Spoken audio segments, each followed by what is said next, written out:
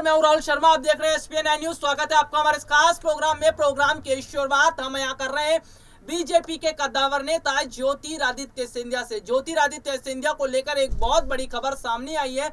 इससे साफ पता चल रहा है कि किस तरह का अब ज्योतिरादित्य सिंधिया का जो तेवर है वो थोड़ा सा बदलता नजर आ रहा है।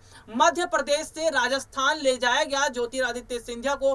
दरअसल राजस्थान में स्टार प्रचारक की भूमिका निभा रहे हैं सिंधिया, और सिंधिया वहां पर किसानों के साथ नजर आ रहे हैं। ऐसे में अगर देखा जाए तो सबसे बड़ी बात यह है कि ज्योतिरादित्य सिंधिया अब खुलकर किसानों का साथ देते नजर आ रहे हैं। इसके साथ ही साथ सिंधिया के जो सुर हैं वो साफ तौर पर दिखाई दे रहे हैं कि वो अब बगावत पर भी उतरते नजर आ रहे हैं। और क्या उनके जो सुर हैं वो पूरी तरह से बगावती तेवर दिखाई दे रहे हैं। अगर पूरी खबर की यहाँ पर मैं बात करूं तो जिस तरह से सबसे बड़ी बात यह है कि ज्योतिरादित्य सिंधिया जो है वो जमीनी स्तर के मुद्दों को उठा रहे हैं, और किसान आंदोलन का मामला भी उन्होंने उठाया। उन्होंने साफ तौर पर यह कहना है उनका कि किसानों को तो परेशानी नहीं होने देंगे, और चाहे जो भी हो वो किसानों का साथ देकर रहेंगे। ऐसे में केंद्र सरकार किसानों के खिलाफ खड़ी है, सिंधिया किसानों के साथ आ रहे हैं। तो क्या बीजेपी से अब अलग हो जाएंगे सिंधिया? क्या सिंधिया के जो तेवर हैं ये बताते हैं कि वो सीधे सीधे अब बगावती तेवर उन्होंने अपनाना शुरू कर दिया? देखिए, अगर मैं रिपोर्ट की बात करूं तो साफ तौर पर देखने को मिल रहा है कि ज्योतिरादित्य सिंधिया जो है वो अब पूरी तरह से अलग होते नजर आ रहे हैं। और इतना ही नहीं, अगर मैं पूरी खबर की बात करूं, देखिए मेरे पास कुछ रिपोर्ट्स भी हैं, मैंने कुछ पॉइंट्स भी बनाए जिनमें साफ तौर पर ये देखने को मिल रहा है कि इस वक्त जो है ज्योतिरादित्य सिंधिया को किसी सत्ता की भूख नहीं है, किसी पार्टी की भूख नहीं है। वो केवल और केवल किसानों का दर्द समझ रहे हैं और किसानों के साथ आते हुए नजर आ रहे हैं। अब वैसे आपको बता दें कि ज्योतिरादित्य सिंधिया को बीजेपी ने जो रणनीति बनाकर राजस्थान में भेजा है, कहीं ऐसा ना हो ये रणनीति फेल साबित हो जाए और इससे बहुत ज्यादा नुकसान केवल और केवल बीजेपी को उठाना पड़े। देखिए, खबर तो यहां तक भी है कि शायद राजस्थान बेचकर बीजेपी ने अपने पैर पर कुल्हाड़ी मार ली है। ज्योतिरादित्य सिंधिया को जिस प्रचार प्रसार के लिए भेजा गया था, यानी कि बीजेपी के समक्ष के लिए भेजा गया था, बीजेपी के लिए वोट लाने के लिए कोशिशें करने वाले थे सिंधिया, लेकिन जिस तरह से सिंधिया के सुर नजर आ रहे हैं, जिस तरह से सिंधिया बोलते नजर आ रहे हैं, जिस तरह से उनका भाषण हो रहा है, उसमें केवल और केवल यही दिखाई दे रहा है कि अब वो सीधा सीधा पार्टी आलाकमान को चुनौती दे रहे हैं।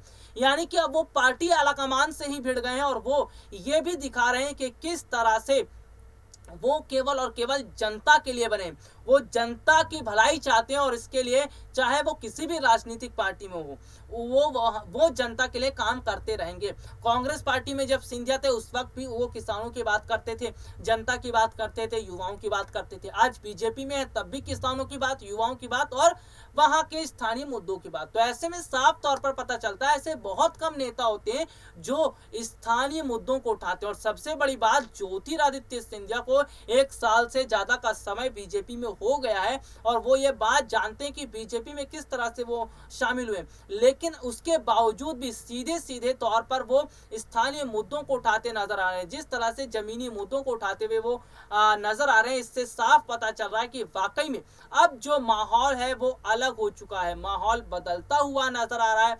और कुल मिलाकर अगर बात की जाए तो ज्योतिरादित्य सिंधिया का जो तेवर है अब वो अलग होता नजर आ रहा है। अगर ऐसे में देखा जाए तो शायद स्थिति ये बन सकती है कि सिंधिया का ये भाषण, सिंधिया का जिस तरह से लोगों के प्रति प्रेम देखने को मिल रहा है और खास तौर पर किसानों के प्रति, तो कहीं ऐसा ना हो कि ज्योतिरादित्य सिंधिया का ये बगावती तेवर देखकर बीजेपी उनके खिलाफ बड़ा एक्शन ले ले या पार्टी उनके खिलाफ कोई बड़ा कदम उठा ले।